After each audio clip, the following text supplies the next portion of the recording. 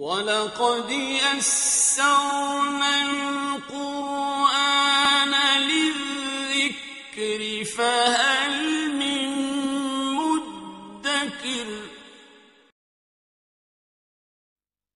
اعوذ باللہ من الشیطان الرجیم بسم اللہ الرحمن الرحیم۔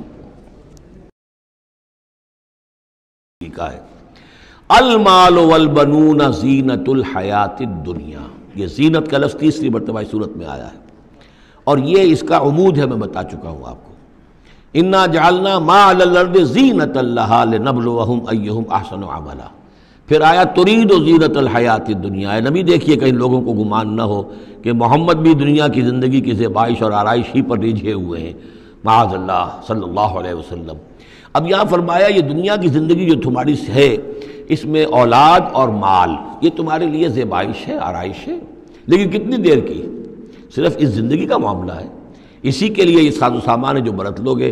یہ رشتے جو ہیں یہ بھی یہاں ہی کے لیے ہیں، آخر میں تو ظاہر بات ہے کہ پھر جو ہے تمہیں اکیلے جا کر پیش ہونا اللہ کی عدالت میں، نہ کوئی باپ تمہارا ساتھ دے گا، نہ کوئی بیوی ساتھ دے گی، نہ کوئی بیٹا ساتھ دے گا۔ کلہم آتی ہے یوم القیامت فردا، اگلی سورہ جو ہے سورہ مریم، اس کے اندر یہ بات آ رہی ہے، اکیلے اکیلے جو ہے پھر وہ اپنا پورا محاسبہ جو ہے اس کو فیس کرنا ہے۔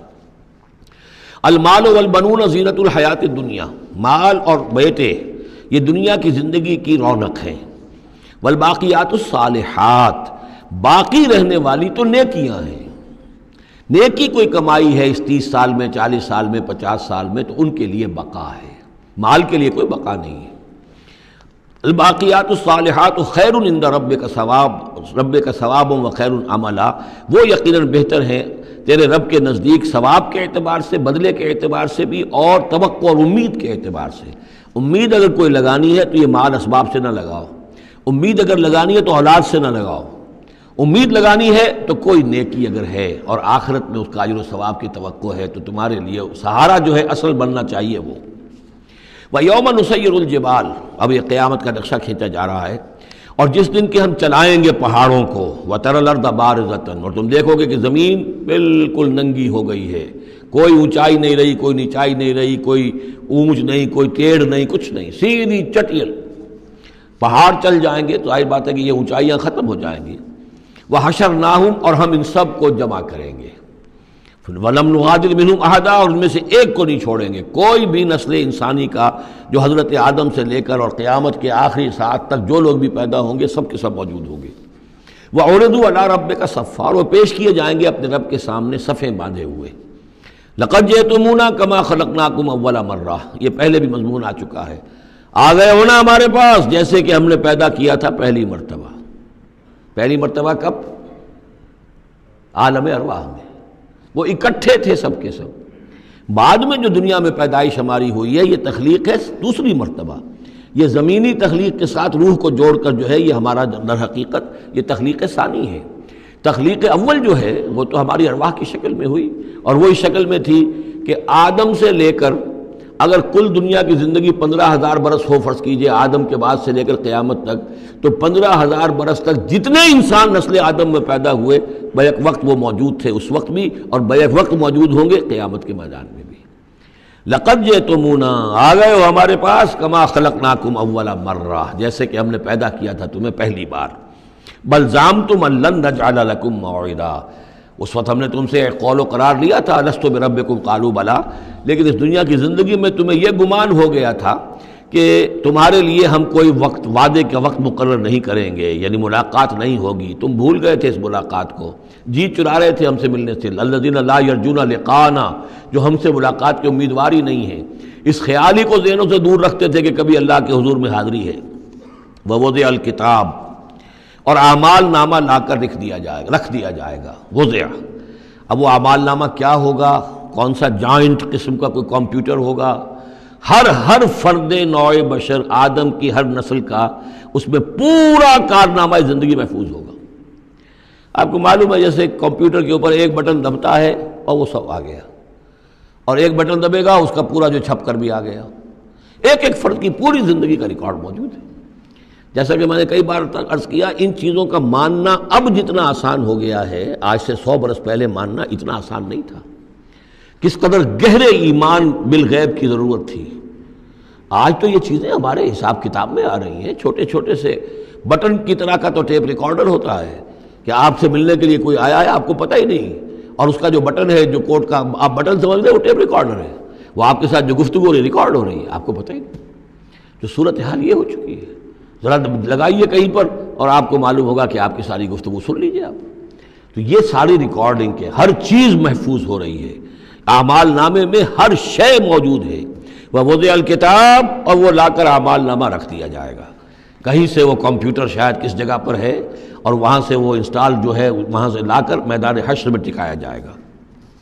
وَوُضِعَ الْكِتَابُ فَتَرَى الْمُجْرِمِينَ مُشْفِقِينَ مِمَّا فِيهِ، تم دیکھو گے اب مجرموں کو ڈر رہے ہوں گے، کانپ رہے ہوں گے کہ اس میں کیا کچھ ہے۔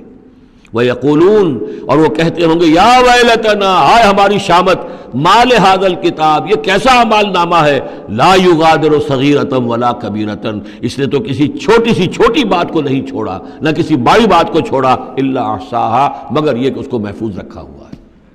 اس نے تو مائنیوٹس ڈیٹیلز کو بھی اومٹ نہیں کیا ہے۔ کیسا ہی اعمال نامہ، ما لِهَذَا الْكِتَابِ لا یغادر صغیرۃ ولا کبیرۃ الا احصاها ووجدوا ما عملوا حاضرا، ما عملوا، اور وہ پائیں گے جو بھی عمل انہوں نے کیا ہوگا اسے موجود۔ ولا یظلم ربک احدا، تیرا رب کسی پر ظلم نہیں کرے گا، یہ تمہارے اپنے اعمال ہیں۔ اب دیکھیے یہاں 6 رکوع ختم ہوئے، 7واں رکوع شروع ہو رہا ہے، اور 7ویں رکوع کی پہلی آیت سورہ بنی اسرائیل میں بھی یہی تھی، وَإِذْ قُلْنَا لِلْمَلَائِكَةِ اسْجُدُوا لِآدَمَ فَسَجَدُوا إِلَّا إِبْلِيسَ، بالکل ٹھیک درمیان میں سورہ بنی اسرائیل میں بھی 12 رکوع اس کے ہیں، 12 رکوع اس کے ہیں۔ سورہ بنی اسرائیل کی 111 آیات ہیں، سورہ کہف کی 110 آیت ہیں، یعنی یوں سمجھیے کہ نہایت حسین، متوازن، ہر اعتبار سے بہت ہی خوبصورت جوڑا ہے۔ اس کی نسبت زوجیت جو ہے اس سورہ بنی اسرائیل اور سورہ کہف کی بہت نمایاں ہے۔ میری ایک کتاب ہے، وہ اس میں آخری جو ہے اسی پر بحث ہے، قرآن حکیم کی صورتوں کا اجمالی تجزیہ، جس میں کہ اس کی نسبت زوجیت کو میں نے بڑی تفصیل کے ساتھ، اگرچہ بڑی اختصار ہے لیکن جامعیت کے ساتھ بیان کر دیا ہے۔ وَإِذْ قُلْنَا لِلْمَلَائِكَةِ اسْجُدُوا لِآدَمَ فَسَجَدُوا إِلَّا إِبْلِيسَ، اور جو یاد کرو جب کہ ہم نے کہا تھا فرشتوں سے کہ جھکو آدم کے سامنے، سجدہ کرو آدم کو، تو ان سب نے سجدہ کیا لیکن نہیں کیا ابلیس نے۔ کانا من الجن، اب یہاں وہ حقیقت کھول دی گئی جو بقیہ 6 جگہوں پر نہیں ہے، وہ جنات میں سے تھا۔ فَفَسَقَ عَنْ أَمْرِ رَبِّهِ، فا یہاں پر اب علت کو ظاہر کر رہا ہے۔ فرشتہ کبھی بھی اللہ کے حکم سے سرتابی نہیں کرتا، فرشتہ اللہ کے حکم کی نافرمانی نہیں کرتا۔ یفعلون ما یؤمرون لا یعصون اللہ ما امرهم، تو یہ جو نافرمانی اس نے کی ہے اس کی وجہ یہ ہے کہ وہ فرشتوں میں سے نہیں تھا، جنات میں سے تھا۔ کان من الجن ففسق عن امر ربہ، تو اس نے وہ نگل بھاگا اپنے رب کے حکم سے، یا نافرمانی کی اپنے رب کے فرمان کی۔ افتتخذونہ وذریتہ اولیاء من دونی، تو سوچو اے اولاد آدم، کیا تم اس کو اپنا ولی بناتے ہو اور اس کی نسل کو، اس کی اولاد کو، اس کے چیلوں چاٹوں کو، اس کے ایجنٹوں کو، ان سے دوستیاں گاٹتے ہو، من دونی، مجھے چھوڑ کر۔ میں تمہارا خیر خواہ، میں نے تمہارے سامنے سارے فرشتوں کو جھکوا دیا، میں نے تمہیں خلافت عرضی عطا فرمائی، تم میری کریشن کا ماسٹر پیس، کلائمیکس، اور تم بدبختو، تم نے مجھے چھوڑ کر دوست بنایا اس شیطان لعین کو اور اس کے ایجنٹوں کو اور اس کی اولاد کو، چاہے وہ اس کے ایجنٹ جو ہیں وہ اس کے صلب سے ہیں، اس کی اولاد سے ہیں، اور یا یہ کہ انسانوں میں سے ہیں۔ افتتخذونہ وذریتہ اولیاء من دونی، کیا تم اسے اور اس کے اولیاء اور اس کی نسل کے لوگوں کو، اس کی اولاد کو ولی بنا رہے ہو مجھے چھوڑ کر، وہم لکم عدو، جبکہ فی الواقع وہ تمہارے دشمن ہیں۔ بئس للظالمین بدلا، کتنا برا بدل ہے کہ جو ان ظالموں نے اپنے لیے اختیار کیا ہے۔ اللہ کو چھوڑ کر ان کی رفاقت، اللہ کی دوستی چھوڑ کر اس شیطان لعین کی دوستی۔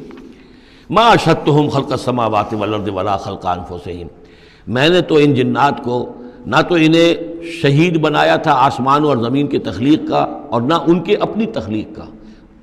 وما کنت متخذ المضلین عضدا، اور میں ایسے بہکانے والوں کو اپنا مددگار نہیں بنایا کرتا۔ یہ جو تم نے ان کو میرے برابر بنا دیا، اس کو مجھے چھوڑ کر انہیں ولی بنا لیا، ان کی دوستی کر رہے ہو، تو آسمان کی اور زمین کی تخلیق میں، بلکہ خود ان کی تخلیق میں وہ کوئی اس کے شاہد نہیں ہے۔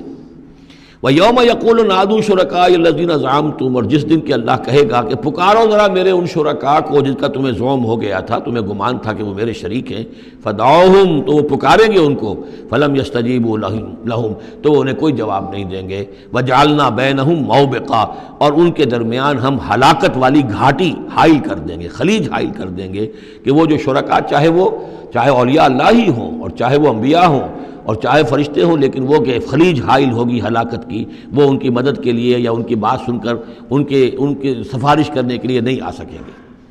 وَرَأَى الْمُجْرِمُونَ النَّارَ، اور مجرمین جو ہیں ظالم گناہ گار کافر، وہ دیکھیں گے آگ کو کہ اب یہ ہے جس میں ہمیں جھونکا جانا ہے، فَظَنُّوا أَنَّهُمْ وَاقِعُوهَا، اور انہیں یقین ہو جائے گا کہ اب وہ اس میں ڈال دیے جائیں گے، وَلَمْ يَجِدُوا عَنْهَا مَصْرِفًا، اور وہ نہیں پائیں گے اس سے کہیں بھی بھاگنے کی کوئی جگہ، اس سے انحراف کی کوئی راستہ۔